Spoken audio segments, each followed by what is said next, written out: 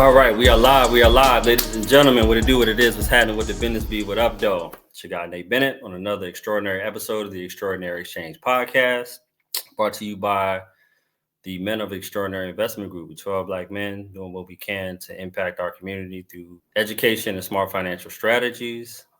Again, y'all been rocking with us for 2 seasons now. Thank you. Thank you for all the views, your comments, the love we've been getting from the community is much appreciated. Got my co-host Benz back in the building with the fresh cut. I see you, Benz. What's going on, fam? Same old, same new day. Trying to get some new information today, man. That's all. Yes, sir. Literally my brother Benz, because we've been told the first time we look alike now. Look at First that. time ever. And so when you hang around somebody long enough, you know what I'm saying, you start to look like them, right? Yeah. As they say. Yeah, man. We got another extraordinary, phenomenal guest here on the pod in the third Hollywood Square down there. Definitely someone who's built a strong community online for sure. I won't say a jack of all trades, a Jane of all trades. Is well versed in many things.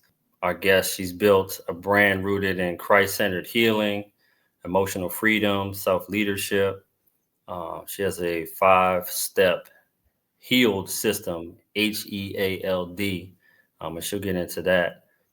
Just focus on healing, equipping people with the tools to walk it out. But she'll get into her story, music background, education background, just doing a lot of dope stuff here in the community. You'll hear her story, hear her entrepreneurial journey. But without further ado, we'd like to welcome to the Extraordinary Exchange, the one and only Meko. What's going on, Meko? Hey, thank you so much. Thank you. I appreciate that amazing introduction. And I really appreciate you and Vince for letting me join you guys today. For sure. We appreciate you taking time out of your busy schedule to come and have this extraordinary exchange. So, gave you a little bio, but in your own words, if you can, share with the guests before we get into the nooks and crannies, everything that you do, who you are, and what it is that you do. So my name is Meko. I'm a singer, I'm an author, and also a private chef. I started out in the music industry long time ago. I'm not going to share my entire age, but I started off a long time ago in the music industry, writing and singing backgrounds for a lot of different artists as a ghostwriter. I had a video that aired on BET. It was for a movie soundtrack. And the music industry taught me a lot. The number one thing it taught me was that the record industry is shady. So, being though I went through that experience, got my heart broke a couple of times with different labels, got shelved. I had a whole album that I put together and recorded out of Jazzy Jeff's studio, actually. And the record label I was signed to, the person who owned it, took the money and ran. So my album never saw the light of day. So after that, I just decided, I'm going to do my own thing. I'm hit the ground running. I'm going to come back to DC because I was up in Philly for a while, came back to DC, started working with some amazing artists, and I learned that songwriting was going to make more money than actually being an artist. So I decided, let me just do this. I like getting upfront checks, but I also did not know the business. So I was making money, but I wasn't making royalties. So I didn't know anything about the royalties and all that stuff. So I got kicked around a few times. I gave up singing altogether, decided to give my life to Christ. I went to church, became a minister in church. I did that for a while. It did not work out. I had a marriage that failed, and bouncing back from that, developed my first book that came out. Is called Love Is Not Pain, and I talk about that marriage. I also talk about the music industry and the ups and downs, and I also learned how to bounce back. From that book, I started a consulting company to help other artists so they wouldn't have to go through the same pitfalls that I went through. And then I just started slowly building my life back. I developed this system called Healed, which I help people heal from the inside out. And I specialize in teaching people how to love after being in toxic relationships, because I'm the queen of toxic. I've been toxic and I've been in some toxic stuff. So that is my spill. I just released my book, Healed Whole, last year. It came with an EP. I started doing music again, which I never thought that I would do, but I released that book and I released that EP. And so now I'm recording again, writing again, and just trying to spread love, as much love as I can, because I think that's what's going to heal the world. Powerful story. Powerful story. Thank So, you. so in that moment when you were music industry and decided to give your life to Christ, what was going on at that time? Was it like a something happening? Was it a reason? What was that situation going on at that point in time? So, in honesty, my father was a pastor. I grew up in church. I've always been in church. I've been a church girl since 7, 8 years old. So, I always knew that I was called to ministry, but I ran from it for a very, very long time because I didn't want the responsibility. I saw my father struggle with it, not struggle with it, but I saw that he loved being a pastor, but at the same time, I think a lot of people in the church forgot that he was human. So it kind of made him, it was like, oh, it always seemed like it was like a battle between good and evil. And I didn't want that. I felt like if I'm going to give my life to Christ and I'm going to do ministry, I'm going to be all in. I'm not going to be, up there pretending that I'm this woman of God, but knowing that I'm being shisty, because a lot of churches are business. They are straight business. They're not really in the business of healing people and being community and helping one another. And I didn't want any parts of that. Thankfully, my father was a good example of what that part is. But I decided walking away from the music industry was best for me because I saw how evil it was. I saw how many, it was just very, very demonic. And I know that Diddy documentary just came out, but I had a firsthand experience in seeing a lot of things that was very, very bad. And not only, you know, not knowing the business and not getting the royalties and everything that I needed to get, not just the royalties and not knowing the business side of it, but just actually being in rooms with very evil people who will try to get you to sell your soul, try to get you to do a lot of things. And I was in that life. I'm not going to lie. I had two parts in the music industry. One thing was to sing and to write and to create music, but there was also another side that I was a recruiter. I was somebody who would bring people to parties and be the party. So I experienced both sides, and at one point it was like I just felt like I can't do this anymore. I cannot sell my soul to the devil like this. Like I was an active participant. I was a madam at one point. I was a drug dealer at one point in that side of like just destroying lives, destroying my own life. And my sister actually tricked me to go to church with her. Mm. And when she tricked me to go to church, we pulled up to this building here in Maryland.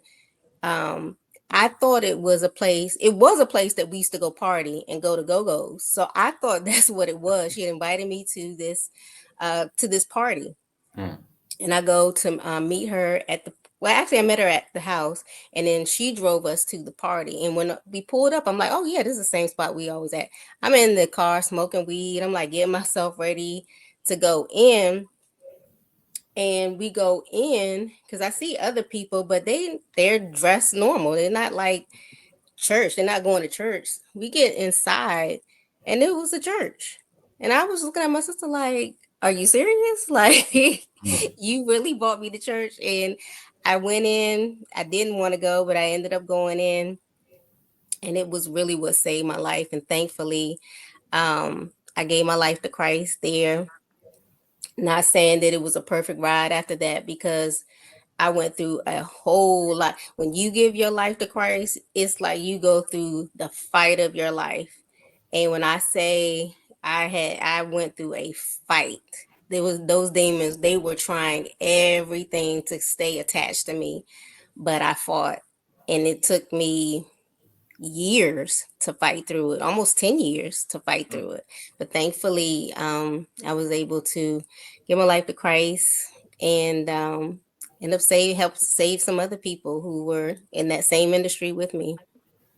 That's real. Um, so I'll just say off the rip, Yeah. we like to peel back the onion and through conversation a lot of times people get comfortable and they share their story, they get more and more vulnerable. I don't think anyone just off the jump has been as vulnerable as you and sharing and been as transparent. You know what I'm saying? Because realistically, like when we talk about the church, we talk about social media, we talk about society in general. We Yeah. see people's highlight reels. They show the best parts of themselves. We were just talking about this in the fellas earlier, because some people like to front and floss and put certain things out to the world. Yeah. So I just salute you for sharing your testimony wholeheartedly and being transparent. That's that's a blessing, but it's not easy. Thank you. Not, Um, so in doing so, was there like one specific moment where it was like, I can't do this no more? Was there like a specific like story or incident, or was it just kind of like, you know what, I'm ruining lives, or was it that trip to the church that night? Was that when it was that. It was that, but it was also, I'll be totally honest, it was my son. My son's father, he was in the music industry as well, but he never had anything to do with my son. Like it was, we were in a situationship. He was not happy that I got pregnant because that meant, I guess he was basically like molding me into be his artist because I was writing for him. I was in the studio and everything for him. So for him, it was like, you getting pregnant, you pregnant. Like we're trying to make some moves here, and you pregnant. I'm like, okay, well, it takes two people for that to happen. Like he put all the blame on me. Like it was my fault.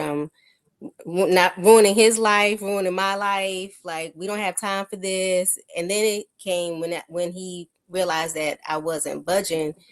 Oh, it's not mine. I was like, oh, okay. Okay, cool. This is the game we're going to play.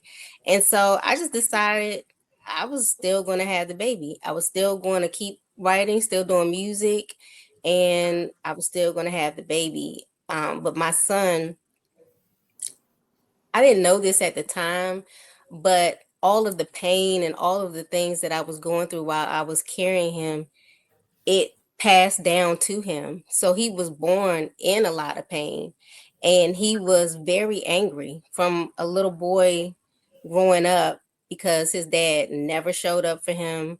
Um, I was constantly on the road. I was constantly putting, everything in front of him, my music, my career, a new man, whatever it was, everything came before him.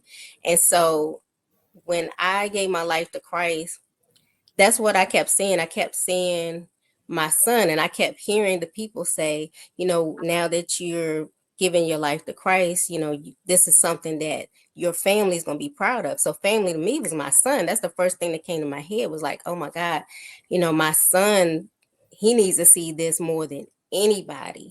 And so he was really the driving force behind me wanting to get my life together, because he had seen so many things that a boy his age should have never seen, should have never gone through. I've spent a lot of time in therapy talking to him and asking him for forgiveness, working through the issues that I had with substance abuse, all types of things, just because I did not want him to have to continue seeing me repeat those cycles over and over again. So he was the main driving force. Now my sister tricked me to get me into the church, but once I got saved and I started turning my life around, it really took off for me because I wanted my son to see me doing better, being better, not being a toxic parent, not putting anything and everything in front of him, but just to have him being stable in a good home, because we went through a lot. So he was the main driving force in me getting myself together. That birth of that first child is gives you a whole new purpose in life. When you when Yes. when you go from, as you say, living just living for yourself Right. to now having a purpose and somebody else to live for, it totally changes your thinking about everything. So, and sometimes it's not Yes. instant, but over time, when you start looking at life through their eyes, Yes. changes everything. Yes. What Yes. That is so true. now at that point when you're going through that, or won't got through that, what made you decide that that was a powerful enough story to write it down and create a book about what's Mm. going on? I had a lot of people, especially in the church, because they put me right to work. They was like, "Oh, we need you to talk to some of these women in here because you're not afraid to talk." They're like, "We need you to come in," and so I kept hearing my own story, like repeated over and over again. Like these women were sharing the same exact story that I had, dealing with toxic men, and some of them, same background that I had in the street lifestyle. And so I knew for me it was like if if I'm running into these people here at the church, I can imagine there's other people, other women out here who can hear my story and it resonates with them and they're like, "Oh, you know what? If God can do it for her, he can do it for me too." So I knew that my story it was different because when I tell my story to people, they like, "Huh?" They like, "You?" I'm like, "Yes, me." Like I was really, really, really out there, and thank God. Like I'm so grateful, because I probably should not be here. And in all honesty, like all the things that I went through, it surprises me that I've never been to jail, that I've overdosed before. Like I've done and been through so many things, and it's just the grace of God that really saved me. And I'm just grateful. I'm in awe every time I think about it. I'm just like, thank God, because I was in my own way. And so I tell people that all the time. I'm like, once you really decide that you want to live for Christ, like I said, I went through so many struggles. Even recently, less than a month ago, I had my best friend of 30 plus years, my best friend of 30 plus years, get upset because I've changed my life and I'm not doing the things that they're still doing. And I'm trying to grow and I'm trying to change and I'm doing things for myself and for my kids. And they were upset. They were upset that I was not doing the same things that I used to do, and she like spiraled out of control and she assaulted me, fractured my nose. Got so upset because I told her I needed to set boundaries. I'm not going to do the things that I used to do. I'm just a different person. I'm moving differently now, thinking differently now, and it really upset her to the point where she physically assaulted me. And I could have never, I would never ever guess that that would happen. And I was so thrown off by it. At first, I was like, I told my sister, I'm like, am I doing something wrong? Like, I thought me, wanting to pray for her and tell her about therapy, like things that she should do to help herself, it just backfired. And my sister was like, well, that's just part of spiritual warfare. Once you decided that you want to live for Christ, all hell's gonna break loose. And that spirit in you that she can't control, she lost control. So what else can she do but physically? I mean, like, I would never ever think that it would happen. And it really broke my heart to the point where I couldn't even post. Well, it was like I felt like the enemy was trying to shut me up. Mm. It was like, oh, you're talking too much about God. You pray. I was praying, actively praying online. I was doing a lot of things that I never did before because I asked God to make me bold. Like I was like, I'm on fire for Christ in the church, but I need to be on fire for him outside too. So I was like, give me a platform where, I don't mind talking, but I want to be bold in Christ. When I started praying online, I started doing things, it was bothering her spirit so bad. All I tried to do was pray with her, and it sent it was like a demon. Mhm. and it just came right at me, and I was just blown away. I FaceTimed my son after it happened, and he was screaming on the phone. He was like, "What happened? What happened?" I just couldn't even believe it. And I had we were in a public place, and I had to call the police. I had to Mhm. file a restraining order against her. Like it was crazy. Who do you think you are, changing and elevating, and trying to do Yes, something? You think you better than everybody now, right? So yes, you get it, yes, and that must have been yes. hard. Yeah, Having that journey with someone for so long, and then you outgrowing that person, and them not being on the same personal development journey right. as you're Yeah, on. Um, But at the same time, we got to be careful what we ask for. You asked for a bold to be bold, and yes, God specifically said, "Okay, let me see how bold you really say you want to be." So He put that there yeah, intentionally for a reason, to right. see if you were gonna. You say you want bold. Are you still gonna go out there? You still gonna pray? You still gonna, Yeah, be um, a disciple for my word out there publicly, or are you going to retreat? So I salute you for breaking through that barrier, and still going forward. thank you. Um, And don't be discouraged, because the seeds you planted today may manifest next year, 2 years, 3 years, 5 years from now. You never know. We all Thank have times in our life where something happened and go one way, and then you think about it later on, and you think, oh, well, right, I was wrong on that, and it comes. So I wouldn't even in the, with the relationship specifically, and also just with the competition that you're at. You never know how life goes on. Things change. People get enlightened on their own, come back around, and say they was wrong. right. So just leave it up to the Lord. What will happen? What will I happen? Will happen. I really needed that. I needed that. I was struggling with like how to move past it and how to move forward.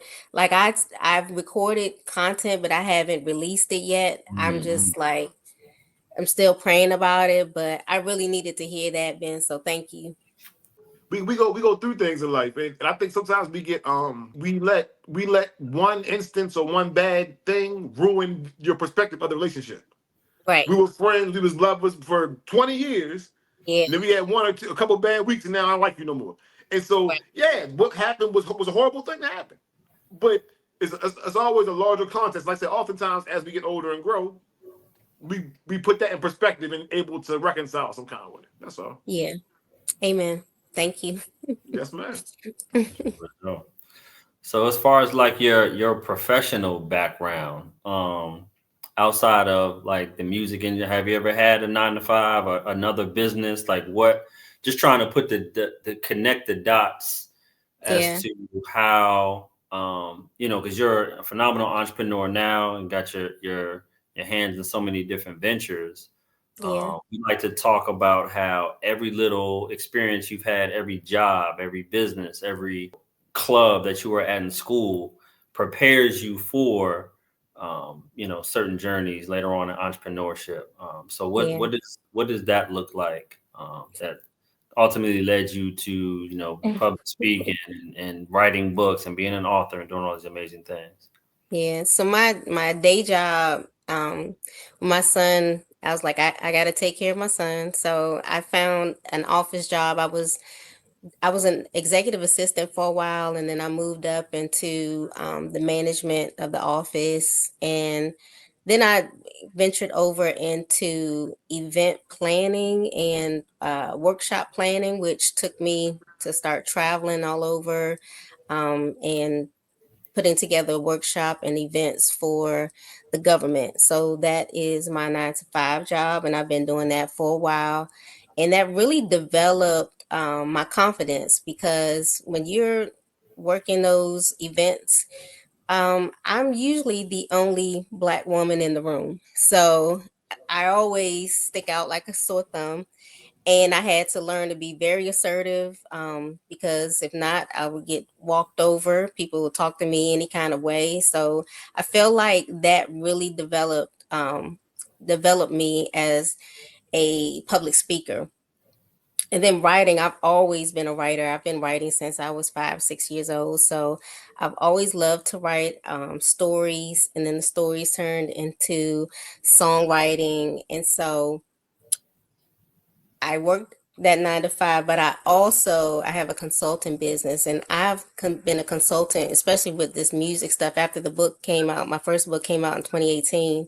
Even before that, my ex-husband and I, it was me, him, and another business partner. We had a consulting company for artists, and we would sit them down with a consultation, and then we would also book them for shows at Howard Theater and the Fillmore, and that took off, and like we were pushing that for a while, but then one of my business partners, he got very, very, very sick, and then my ex-husband and I, we decided to divorce, and so basically I just continued the business on my own with some of the same clientele that we had originally booked, but I've been doing music consulting now for about 10 plus years. And then I'm a private chef.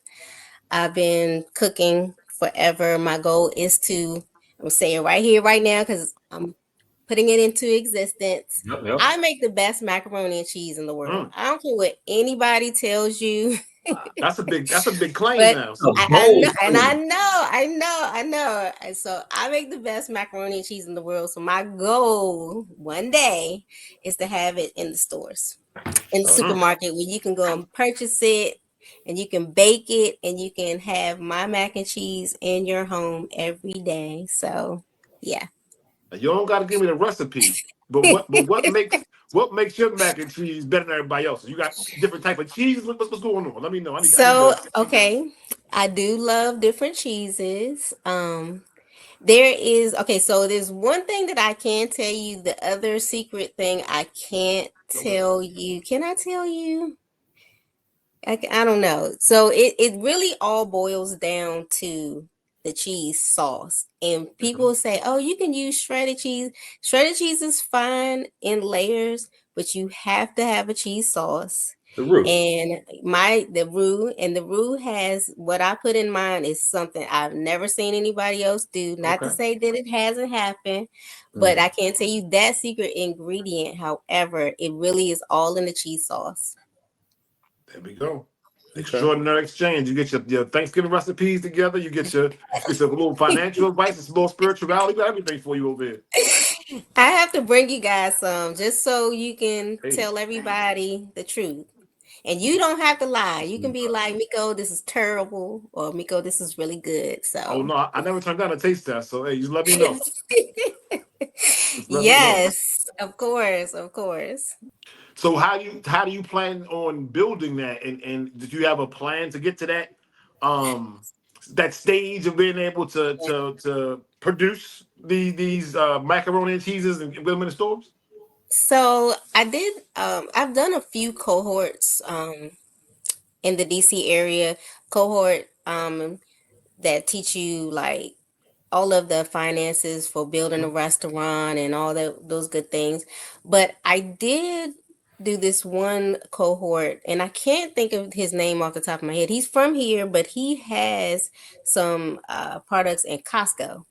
And we met by chance at the cohort. He came and was doing networking. So I've been talking to him, and he's been giving me all of the information, and it's going to take a while. I Oh see yes. why it took Patty a minute to get her stuff in the store, because this is a lot. Like I even stopped working on um I used to do a lot of pop-ups at different events and things like that. I've stopped doing that so I can get all of my energy and my time and my resources, my money together so Mhm. I can do it, because it's expensive. Like all the little parts that you have to do to get there, it's gonna take me probably at least another year and a half, 2 years to finally pull everything together. Yeah, it's definitely a Unless process. It's definitely a unless process. somebody like that's why I say it all the time, because I used to say I want a restaurant all the time, but then I have two friends that I was able to go in and shadow. I don't think a restaurant is for me. I think I need to my flagship product. I want to put it in the store. That's what I'm gonna focus on that. Because the restaurant business, mm, I It's rough. tried it. and it's very, very rough, especially in DC. One of my friends, his restaurant is closing, and I don't think he's been here more than a year. And it's really sad because the food was phenomenal. It's just the area that he's in and this industry right now, especially in that area that he's in, it wouldn't survive. And it's sad because he put a lot of money into it. We have a business solutions business, and Mm. one of our clients has a snack food. He's in Georgia, and Oh, nice. watching him try to scale and find somebody that produces the product, the quality that he Yes. wants it, at the price he wants it, the ingredients, Right. packaging. I watched it firsthand. It's hard to do. So hats off to you. That's my problem because Yeah, my macaroni and cheese is expensive to make, and if I don't want the quality that it's hard. It's really tough. yeah, I Kudos watched to it your firsthand. friend. Yeah, just the other day, somebody that's down there said he just saw his product at a new store. So I had to call him, let him know. Wow. But it's watching him go through that process. Like I said, trying to source everything properly and still keep the prices down. Yes. I know it's a Yes. hard thing to do, but it can be done. So It can be done. Yeah. you just got to work on it. Shout out to Yeah. Mike Skins. My See you skins, talking that's the about. man. Shout out to Mike Skins. Check out episode 4, 5, 6, one of the Okay. early episodes. One of Okay. the um businesses that we actually are lead investors in, Vicky Cakes.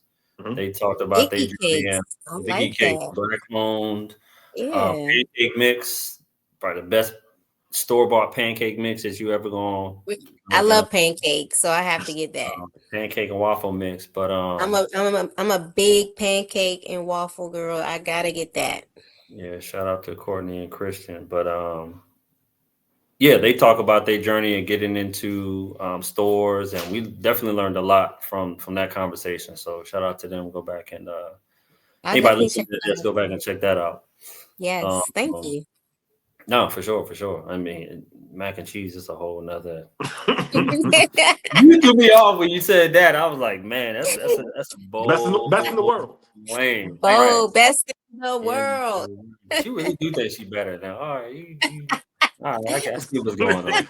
I see what's going on.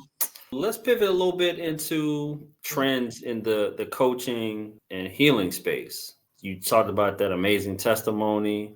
Yeah, What was the process like of putting this healed kind of situation together? Because your faith plays a yeah. big role in that. Was there any other specialized courses that you took to come up with this framework? And how do you approach getting clients to help with that?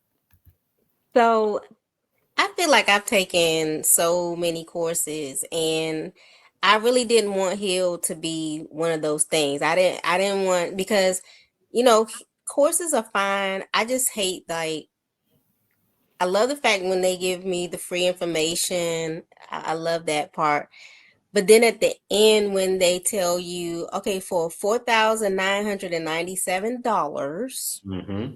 They upselling I you. will I I will give you 10 one-on-one coaching sessions, and it's like these big promises, and I'll be honest, I've done a couple of them where I paid one over 2,000, another one over 5,000, and it basically came down to not much of anything.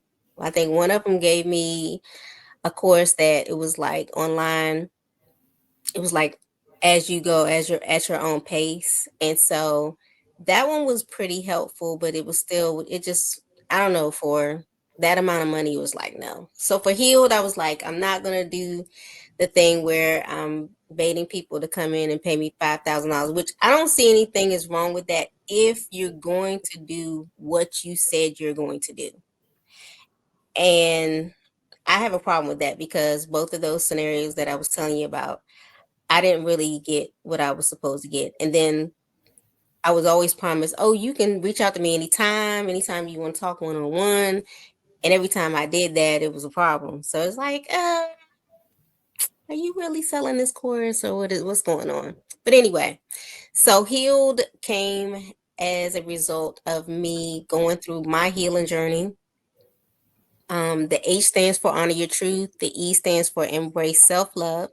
The A stands for activate your boundaries. L is for let go and heal. And D is for design the life you deserve.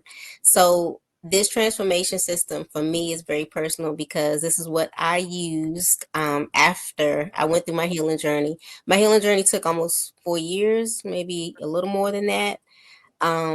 It was a lot that First of all, I like to think that I wanted to heal at one point because I was trying to get to that point. But at the same time, when it came down to it, I did not want to do the work.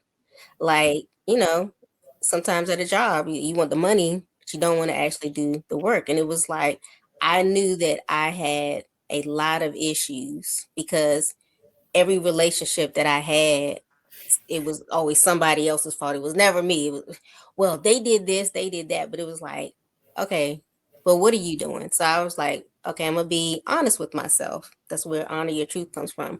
I'm like, I have to finally look at myself and see what is going on. And it really boiled down to the Jezebel spirit that I had. It was like controlling me. Everything that I did, I had to be in control of everything. And I didn't even realize how bad it was until I started dating someone who had the same spirit. And so Mm. now we're like this because I'm in control. You're not in control. You don't tell me what to do. I tell you what to do. And it was like, and they were like, and his was just as strong as mine. And we were just like this. And I kept saying, oh, I can't stand this man. Not realizing I'm looking in the mirror. I can't stand myself. That's what it is. It was like, I couldn't stand this man because he was giving me the same thing that I was giving him. And so it was like, I got to get out of this Jezebel spirit. I have daddy issues. I didn't. I thought. I thought that my dad loved me for a long time, and then when I went through therapy, I realized my dad didn't know how to love, but he did know how to hurt me, and so I was an addict of pain. So I didn't care about him hurting me because that felt good for me. So it was like so many layers I had to pull back, so many things. It was like, so the heal transformation system was a reminder to me because every time I start feeling like I'm not taking the steps to continue my sobriety, continue getting closer to God, I look at that healed 5 step system and it'll put me back in perspective because there's so many days where I just want the easy way out. I want to go and do things that I know will make me feel good temporarily, but at the end of the day, it's going to put me right back in that cycle. And I'm like, I'm done spinning on the wheel. I have to get off and start moving in a different direction. So healed came from just needing an extra step. That, and some days I look at it every day, 2, 3 times a day, because I know this. I'm veering off track and I have to get back on track. So that's where the heal system came from. Now, earlier you spoke about your music consultation business. Hmm. Do you, within that, I feel as though it's a crossover between your story and the healed situation and Yeah. working with artists currently, trying to book them and get them work. Do you find often that a lot of people who do come and talk to you in on the healed side are from the music business and can A, identify with your story? a lot of them are. A lot of them are because um a lot of the artists, they all like they all have amazing stories, like amazing stories of overcoming. Some of them are still in the struggle and they're like, how do I get out of this? I'm like, girl, look at this. This 5 steps system is going to start you out. So yes, they do go hand in hand. A lot of these artists, like, they're super, super talented, but they just never had direction. They never had somebody just show them the the right way to go. Not saying that I know everything. However, a lot of them didn't even know that they needed a publishing company. They didn't know they needed to copyright their lyrics. They didn't know anything about putting their songs in streaming and how streaming works and how it doesn't work. But you know, I feel as though we're at the age where information is easiest to attain, but still people yeah, still don't look for it. But it's there, it's easy to get to it, and yeah. we still don't always look for it. So having somebody there who can show you and put you on the little things is very, very important. So I that's a good job. That's needed in the industry. Thank you. People need to pay for it though. They really like. I'm not super expensive, but I feel like I could up my price. But when I tell them the price, they like, oh, I don't know. I'm like, okay, and then I have to turn into Susie the saleswoman. But it's like, I mean, because I can sell my services, but it's just like, don't you want to know what you're supposed to be doing? Don't you want to know how to make money in the music industry and not just sit here wishing on a star? Like, I want to help you get to where you want to go. But it's like, but so thankfully for the people who did take my consultation, the word of mouth, that's what gets me. Like, I don't even advertise. I don't advertise anymore. So, like, just people that I've helped, they'll go and say, you need to talk to her. She can put you in the right direction. And that's a beautiful place to be. That's the polar opposite of what you had to go through, where you spending 2, 3, 4 grand on something and not getting that same Yes. value. We talk about here all the time. The lesson in that is for any entrepreneur out there is not to overpromise and underdeliver. You always Yes. want to underpromise and overdeliver, right? You don't want Right. to, turn into Susie the salesperson and sell. All right, and then they get in there. It's like you It's you like, gave this preview look what uh, you, and showed all the best parts of the movie in the preview, and then after the fact, it's empty. It's like, dang, you never want. It's just not a good feeling to be in. But yeah. another thing you talked about earlier was doing the work, right? You being Hmm. in your comfort zone, not feeling like you needed healing. Same Right. thing goes on in entrepreneurship and in business. You Yeah. got on one end, yes, people say they want to have success. They say they want to do X, Y, and Z, and then they meet Right. someone like you that has the knowledge. You have the tools and the systems and processes. But then, even at a reasonable price, they're like, that tells me they don't really want it, right? They want to do it on their own Yes. terms. To get Right. somewhere that you've never been, you got to do things you've never done before. You got to do the work. Like 99% of people who've had success had to do the work. There's no Right. shortcut around this stuff, y'all. It's not. It really isn't. So what more work do you have to do? I mean, we all know the healing journey is a Yeah. lifelong journey. Our faith Right. walk is a lifelong walk. It's never perfect. God's working on us constantly. Right. Kind of just I'm like where do you see yourself when I say work? Where do you see yourself like in the next 3 to 5 years? What are some other goals you have for Miko on? And I got one question to add to that. Can someone, in your opinion, be healed? mm. Can you complete that journey, or is a continuous thing? Well, it's a continuous thing, but I do feel like it's steps. Like, I'm able to be transparent about things that I've healed from.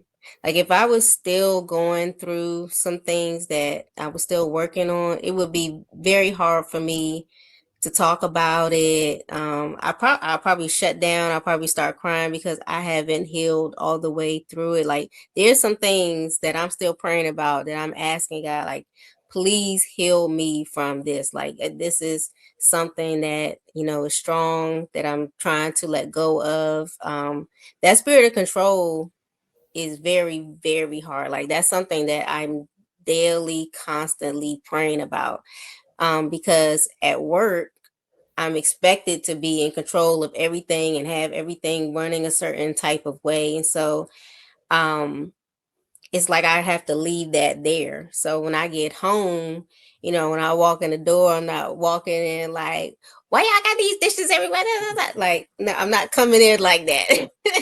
When I was before the heel part, yeah, I'm coming in the door yelling, screaming, because that, that toxic chaos, that's what fueled me. It made me feel good. That doesn't make me feel good anymore. Like when I come in, I'm like, it's so peaceful in here. Lord, thank you. Thank you that I don't have to deal with these people at work who are constantly lying, telling me they did something they didn't do, and just like a bunch of calamity. Like I can come home and relax. I don't have to put on a front. I don't have to uh, run and jump and do things. Like my children help me out. Like I come in and they're making my life better. They're not making my life hard. So, but that was a process that I had to get through because I was that mama. I came in the house and it'd be one fork in the sink and I'm yelling at everybody. Everybody told her, go get the belt, put your spanking pants on. It's time to get your butt whipped. And it's like, and I think back now, I'm like, why was I coming in my house bringing more chaos? And my kids was home being calm and peaceful, and I came in and turned it up. And then I'm wondering why they turned up. While they in school acting a fool, they doing the same thing I'm doing at home. They doing it at school. I go to the school and they telling me, "Yeah, your daughter said such and such." Said, "Oh, I just said that this morning." Yeah, I know. And so I'm like, I had to rewire. It's a rewiring. So the healing process, it's steps. It's every day. It's a healing process. I think for me, the next phase of Meko is definitely going to be international. I see God has given me the vision that I'm going to be somewhere internationally, being bold in Christ. I'm a prayer warrior, but I'm trying to get to my scriptures. Like I got to pick my phone up and find the scriptures. I'm not one of those that can just come out and say, it's a few that I know that I'm like, no weapon formed against me. I can come at you like that, but my goal is to know that Bible inside out so I can use those scriptures to fight for me. Um, International speaking is something that is on the vision that God in the vision that God has given me. He called me a long time ago, and so now I feel like I'm playing catch up. However, I've been in a season of silence for a while. Even before that incident happened with my friend, I had already just been like cutting back and not going certain places anymore, and just changing everything, like changing my eating habits, just going through a whole transformation. And like I'm drawn to music. Like I really like I'll listen to music and I'll write music. But there's this one song that I've been singing, and I've actually it's so funny. I've been singing this song probably since 2009, maybe 2010, and I recorded it one time. I need to go back and probably update it to make it sound more 2025. However, it's definitely going to be the next single, and I know that God put it in my spirit, so I know it's going to be something that's very, very. Um, mm, I don't know what word to use. I think it'll be a song that people, when you first hear it, you'll just be like, "Oh, what is she talking about?" You're trying to figure out what I'm saying, but basically what I'm saying is how amazing it is to transform, to heal. Like it's like one of those things where it's like people tell you that all the time. Oh, you need to heal. Oh, you need to go to church, or you need to go to therapy. You need to go talk to somebody. But I feel like this song is like a sweet introduction to somebody who probably is like going through a lot, but they don't know who to turn to or what to turn to. I'm telling you, first of all, put your trust in God. Second of all, get whatever is in you that is not of God, get it out. So that's the goal for me, is to release that song, international speaking, and to get that macaroni and cheese in the store. There we go. Good food, good music, faith. Don't Yes. get no better than that right there. Yes. Thank you. Tough. So if somebody wanted to get you out to Dubai for a speaking session, how would they hmm get in contact with you? They can reach me. I'm on everything at Meko The Boss, TheBoss.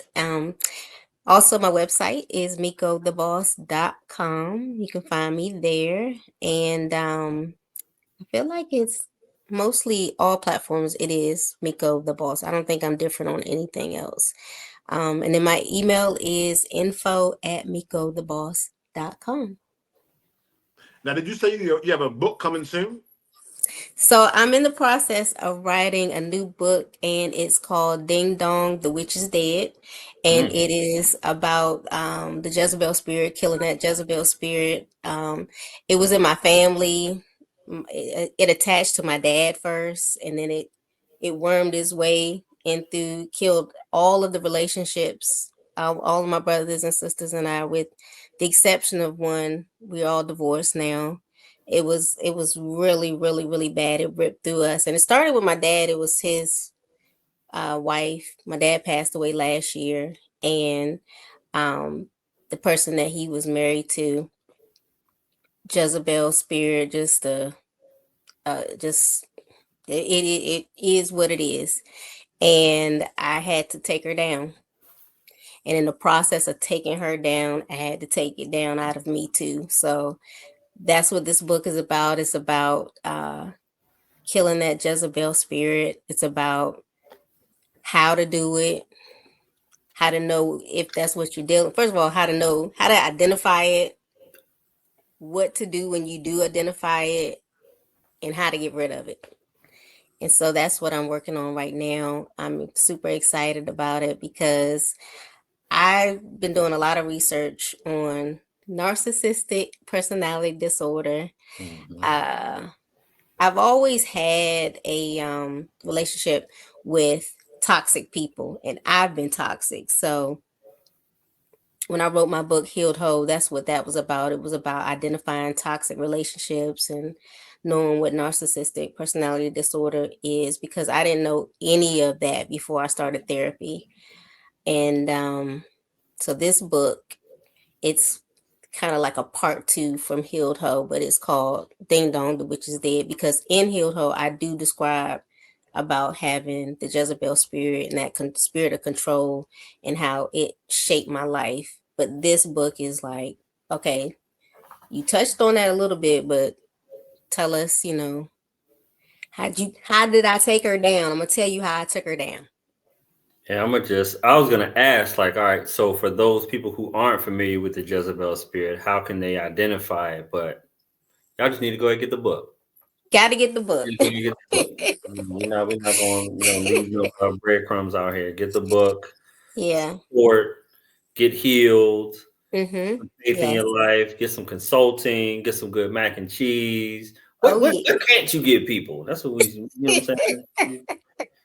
Uh, No more toxic vibes. I tell you that. no more toxic But vibes. I I feel got like all look. All my exes love me. They want to get back that's the in. point. They ready for me to tear their lives up again. I'm like I Mm, don't Hey, do that no more. mm. I don't hey, do that. I'm not that girl anymore. some people like that toxic situation. That they're attracted They to love it. They love it. it. They are a glutton for punishment. They just keep coming back. I'm like, dude, leave me alone. I'm not. That's not me anymore. So you know. Respectfully. Mm-hmm. I love and appreciate your openness, honesty, candor. Thank It's you. important. It's important for people to understand that everybody's a real person. You talked about it in the beginning, Yeah. with preachers and people in the church. Oftentimes, when something finally comes out, you everybody's in shock because of the Yeah. persona that this person Right. was perfect the whole time. But if they kept it real with you the whole time, when a little something comes out, you say, "Oh yes, that's he's being him." And so you kind of, I think when we try to hold ourselves up to these high standards and put on this perfect, everything's great. My marriage is perfect. and all these type of things, knowing good and Right, well, back home everything ain't right. And so it's a lot easier to present that to the people when you let them know, hey, things aren't going well at home when you do divorce, than when you right. try to paint a pretty picture, and then one day you say like, I thought y'all was just. So it's important Yeah, to go to explain your journey, let people know where you are, where you're coming from. So when you make that next head, do make that move, it's understandable. We know what's going on. right, right. So I It's appreciate funny that for because you. I've been divorced now since 2022, and I'll have men ask me out, and I'll say no, and they're like, "What do you mean no?" I'm like, "I don't date." "What do you mean you don't date?" "I do not date," Mm. and they cannot figure it out until I say, "Okay, you know what? We can go on a coffee date." And then when we leave that coffee date, I never hear from them again. Mm. Why is that? um, I'm pretty sure they are terrified that I'm. I don't know. I think I'm too blunt, too truth. I don't want to say blunt. I think I'm just too truthful. I don't I don't have a reason to lie. I don't want to lie. I don't want to hear any lies. Mm, And then I think that's another thing too, because I have a lot of them start telling me lies, and I'll just be looking at them like, I don't mm, believe that. And they like, "Huh?" Like, "I think you're lying." They be like, "Okay." Like, "You do not know me. There's absolutely no way in the world that you want me to go and meet your children. You want mm. me to," it's like outlandish stuff. Like, why are you even saying that? You don't know Right. anything about me. Like, it's just so weird. At the But same time, it's some people that are like that though.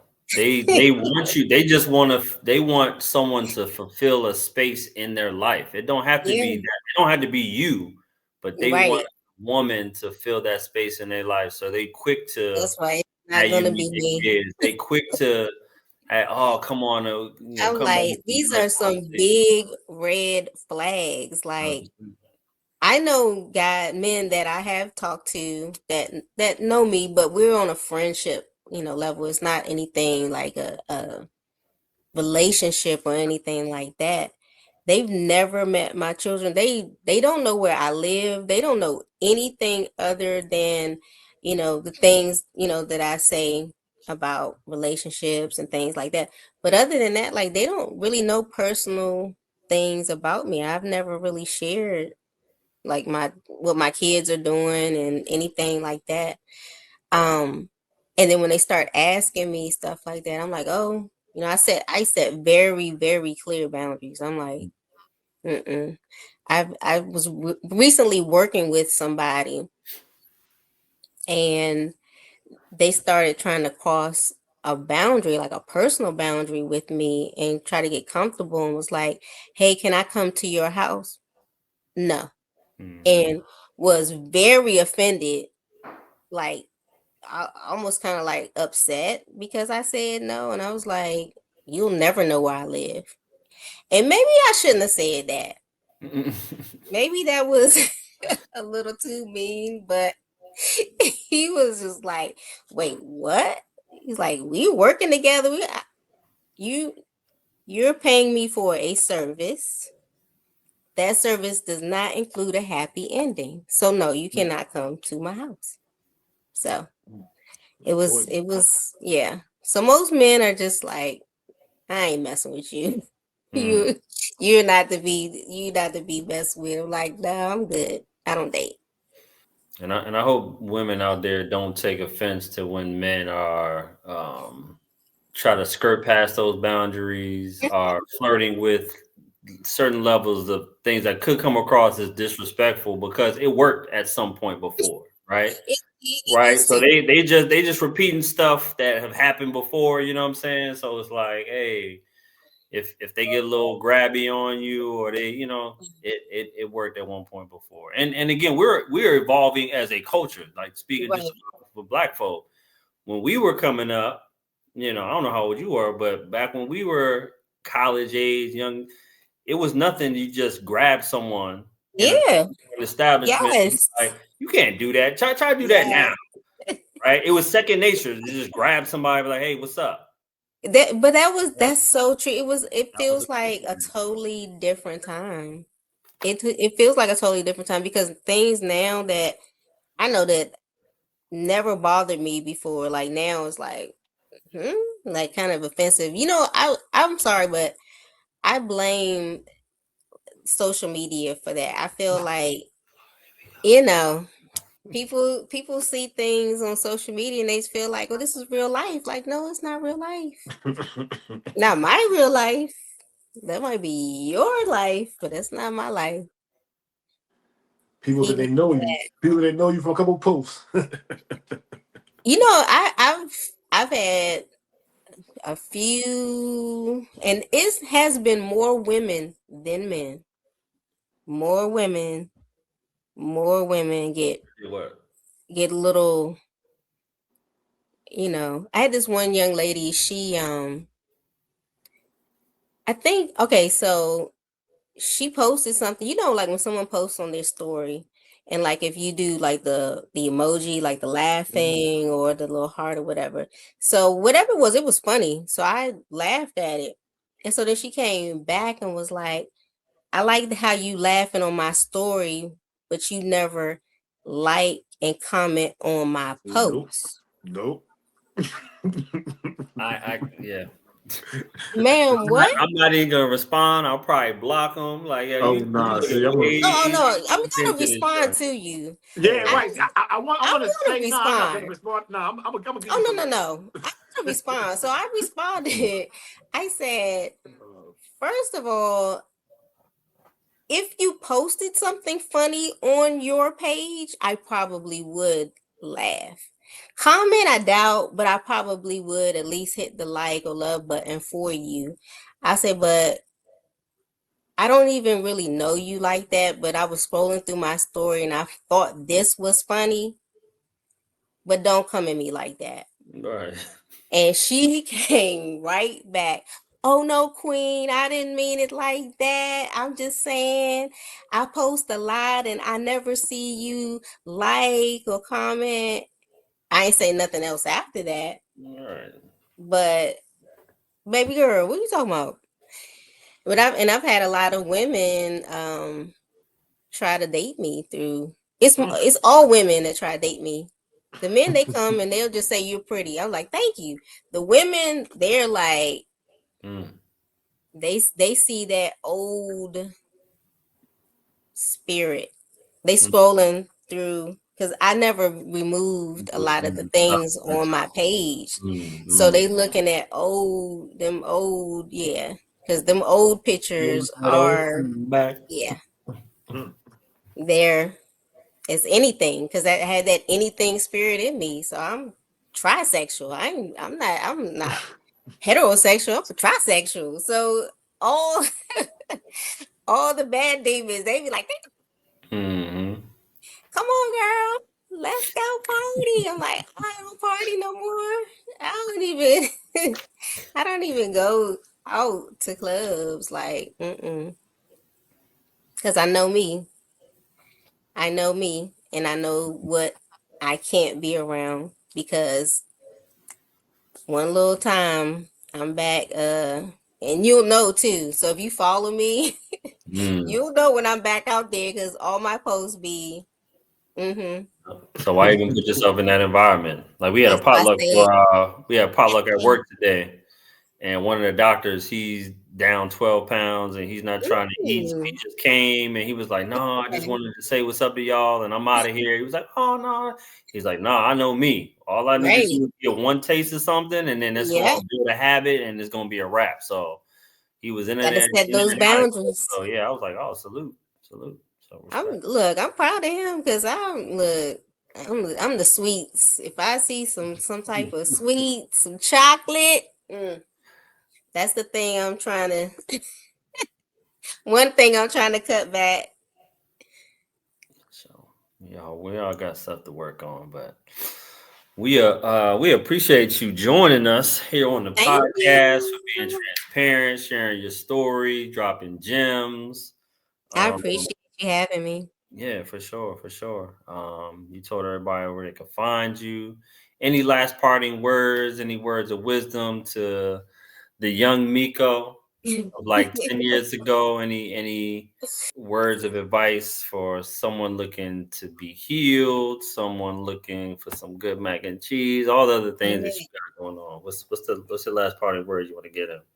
I say anybody who's listening, and if you're in a toxic relationship or you know someone who's in a relationship, especially one that could involve domestic violence, please, please, please tell somebody, find somebody that you can confide in. Do not keep it to yourself. Um, Make sure that you make a plan to escape and do whatever you can to get out of it. Do not believe the person. They're going to lie to you and they're going to tell you they're going to change, they're going to do this, they're going to do that. Love yourself enough, have enough respect for yourself to get out of it. That's my 2 cents. There you go. Someone shows you who they are, believe them the first time. The first time. Meko, you are officially Hey Bennett, but before you even close out, hold on. I got two PSAs for the day. Two yes, please. PSAs about this conversation. Number one, in the words of the great Sean Sears, E.I.G. founder, you're on social media to be social. So therefore, Yeah. somebody reaches out to you on social media, don't be a weirdo. Real simple. Don't be a weirdo. Don't be a weirdo. Number two, more importantly though, you weird niggas out here trying to bring your kids around random people. Don't do that. That's not good. Don't ever do Thank that. you. It's a horrible example. It's a horrible trait to show your young children. Stop that dumb shit. Okay. Thank Hmm. you, Benny. I'm done. Those are two quality PSAs. And I feel like those are common sense, but common sense Right. is no common no more, right? You It's should not. tell Mm-mm. people not to bring every Tom, Dick, and Harry around your kids, man. Like, Don't do Right. that. For so many reasons. I only got to explain why. Like, you should know why, but if you got to, I just want to reiterate that point. It's very important. It's not Yes. good for anybody involved in a situation. Yes. And that goes for the women too. Stop bringing these men home. And I They get it. hobos. Some of them are homosexuals. You'll never get rid of them. And think about it, wait a I minute, get it. hold time out. Sometimes you Did ain't you got the say babysitter. Sometimes, homosexuals? Hold up, hey, time out. hey, Hold no, up. that's real. That's out. No, that's out. A hobosexual? What is that? Looking for somebody to live. They homo. Right. That's Look, real. they looking for a place to live. They looking for stability. Yo. They Are looking they for part of they? So the alphabet community got hobosexuals out here now. That's crazy. The That's real. HBs. Jeez. Not the Look, they getting in. Don't let them in. It's cold out there. It's cold. Don't man. let 'em Yeah, it was 7 degrees out yesterday, man. Hey, lock your in. doors, lock your windows, hide your kids. Yo, that's hilarious. Mm. I had a lot of fun. Oh my God, this was a lot of fun. Thank you so much for having me. Thank you No, for coming. We appreciate it. again. Yeah, Again, Meko, you are officially an extraordinary family member. If there's anything you need of us, me, Benz, or the other 10 members of the Extraordinary Investment Group, let us know. Our yes. community is your community. We're going to enjoy just watching everybody just flood to this conversation and your transparency and your story. It's going to resonate with a lot of people. So salute. We appreciate you. Thank you. Um, and again, me and Benz, we 2 of 12 Black men in the community doing what we can to inspire the communities we service through education and smart financial strategies. Y'all have been educated. Y'all have been blessed with this amazing presence. And yeah, can't wait to do it again sometime. Let's get it. Thank you for coming. Meko, Ben, get out of here.